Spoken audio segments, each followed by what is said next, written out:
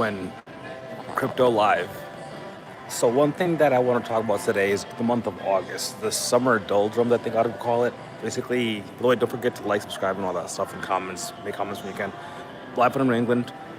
So August is a dead month used in the market.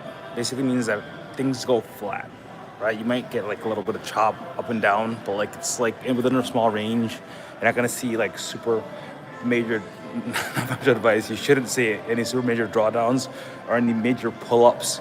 But one thing that I do think is cool about August is to look at why. Well, first off, who are the best investors in the market and why? For those of you that have been in the crypto space for a long time, you know that we have a saying. Basically, time in the market beats timing in the market. What that means is buy, hold, hodl, and do nothing. Just do nothing. And let the market work its magic. This is why the best investors in the world, historically speaking, you talk to any TradFi market. TradFi has been around for hundreds of years, right? Crypto, Bitcoin is relatively new, 13 years. Although people think that the world started after 2000, believe it or not, there was a world before 2000 as well. So in the traditional markets, the best investors are the ones that are dead because they do nothing. All they do is leave their money there. They don't sell it. They don't buy more because they can't. At least in theory they can, who knows. And all they do is just hodl for long periods of time. So a lesson that we can learn from hodling is that literally, that's all you have to do. The best investors just do nothing. So if you're a dead investor, you do better in the market. Oh, they have Rhode Island pizza chips here. You do better in the market because I have to buy some of these. How much are these, by the way? $6, $7 for the chips. $7 for the chips, and then the strips? $3. $2. Okay, I'm gonna have to buy some later on. Thanks. You're welcome. Anyway, back to this program. It's not about Rhode Island food. Is that the best thing you can do in the market is just hodl. The richest people in Bitcoin and crypto, especially the ones that bought like in 2010, 2011, all the way to 2013, before it actually created value, all they did was buy and hodl. A lot of the people in 2017 that you saw that were like 15-year-old, 16-year-old millionaires and well, some of them no longer with us, but the point is some of them became millionaires and billionaires. They weren't geniuses. They weren't trading it. They weren't longing it and shorting it. That didn't even exist back then. There was no perp trading. All they did was literally buy, put it in a USB stick, a lot of them. And then one day they were like, holy shit. It went from 0.001 cent to $10. Holy shit. It went to $20,000 at the height of 2017-18 market, I believe. And a lot of people sold then. This is the crazy thing. A lot of people sold, and I talked to a lot of people, I'm not gonna say their names, that are crypto millionaires. Maybe one of them is the youngest crypto Bitcoin millionaire that was on Netflix videos, saying in 2019, 2020, guess what? It's dead. Bitcoin is dead, the market's dead.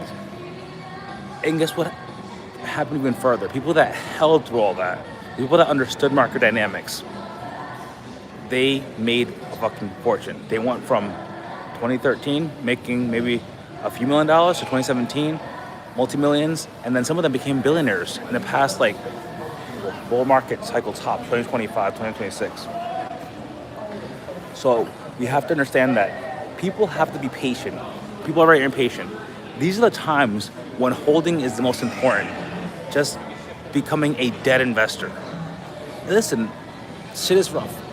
I'm traveling right now all over the country for political reasons. And one thing I've noticed is shit is fucking expensive. A lot of people are literally asking me, how the hell am I supposed to put more money in the market? DCA into it, dollar cost average. By the way, don't forget to like, subscribe, and ask some questions and stuff. I barely go live nowadays, so I'm always traveling. Anyway, back to the story. A lot of people are telling me, how come the fuck can I DCA? I have to go food shopping, right? Food shopping, like, I went food shopping the other day at Whole Foods, because I had to. $70 for like 3 things. You go to even Walmart, which is pretty cheap. Even then, it's expensive. You go here. I'm at the mall right now. Collins Place Mall, Warwick Mall, whatever. Rhode Island, England. Look at these prices. A smoothie, which is $10.75. Okay, that's not that bad. But let's look at some other prices. Not to hate anybody. 1 entree, $9.59. 2 entrees, $11.59. 3 entrees, $13.59. If you want to have a life, go out to eat and treat your family and friends to good things, you're not gonna have money all the time. Let's look at some other shops. My favorite animal, Danielle, what's up? Actually, I don't know. Maybe I like horses, I guess. I don't know. Actually, like especially like dogs. This is about crypto, by the way. But you look at these prices everywhere in this country, in the U.S. specifically. I can't talk to England. I can't talk to Argentina. Talk to my country, my people in my country. DCAing is hard, right? So if you don't have excess capital, you don't necessarily have to buy more. Just don't liquidate the things that has to say you already have, right? Become a debt investor. Don't buy any more, but don't sell anything and hodl on. On that note, other thing that I want to talk about besides like basically is becoming a debt investor is I'm still personally DCAing, but I'm becoming more responsible. I'm fortunate that I can DCA 40% like every time I get paid. I don't have a traditional job. I have different businesses I work with, consultancies and stuff on the side. And DCAing, it's not like this thing where you have to be, it's magical, where it's like, okay, I get paid $1,000 and let's just say, for example, 600 goes into rent, 200 goes to food and car bills, and then, oh shit, I can only put in $50, so it's not worth it. Literally, there's people that DCA $10. And literally, if you DCA $10 from the inception of Bitcoin, let's say, for example, you could easily get it until last market cycle, you would have made millions, like 100 million or something. I forgot the exact number, I'm bad at math. The point is that when you DCA, don't think they have to DCA so much more. I'm not sure whether or not comments, Danielle. It's a holiday in Rhode Island. It's 10:58 in the morning here in on the East Coast. Usually I do these lives like sparingly. I used to do the lives like very frequently, like at a certain time. People that knew, okay, this was Michael going live. Now, hey, it is what it is. I'll make this video. People watch it when they want to watch it. People are working. It is what it is. Anyway, moving forward. Yeah, so if you're in a DCA, don't think that no amount of money is too small. Even if it's $1 a day. There's people that do that too. And again, long term, if you're acting like a dead investor, somebody that doesn't liquidate anything, you're going to be successful in this industry. Sure, you're not going to get rich over one night. This is not 2017 or 2020 where you could put $2 into Shiba Inu and make $16 million. I mean, you can, but that's basically, might as well buy a lottery ticket at that point. I don't know. Maybe it's a little bit better odds than a lottery ticket if you buy enough of them. But yes, if you're just smart about it, you just, again, hodl your bag. Don't do anything. Act like a dead investor. And in good quality projects. I'm not saying go invest in ADA. I can say whatever the hell I want. It's my channel. I'm not saying go invest in ADA or anything. If you research quality projects, for example, let me throw this out there. I'm not going to about doing your own research. I've thrown this out there before. I won't throw it out there again. We have the Genius Act that's passed in the U.S. last year. It goes into effect this January 18, 2027, right? So think about this. If you're looking at it as a smart investor, I'm giving you guys a game. If you stay here long enough, I'm putting you guys in the game. You're going to invest in projects that will benefit from the Genius Act. What does that mean? The Genius Act regulates stablecoins, which are the stablecoins that are biggest in the U.S. and around the world. RLUSD, USDC, USDT to a certain extent.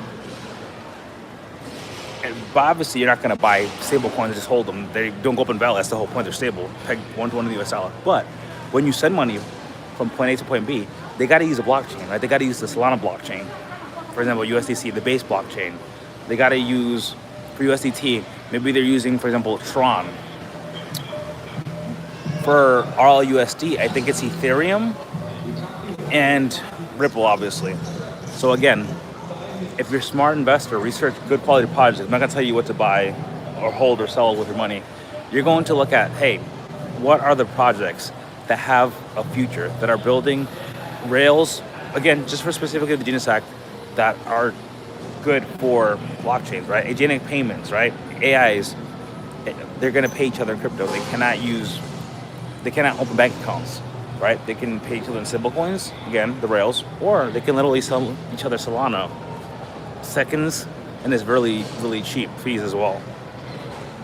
So that being said, I'm logging off. I'm going to enjoy the rest of my holiday here today. Happy Victory Day for those in Rhode Island. Only the state of Rhode Island in the United States celebrates Victory Day, believe it or not. And remember, the best investors are dead. They don't do anything. They just hodl. No buying, no selling, just hodl. That being said, I am out.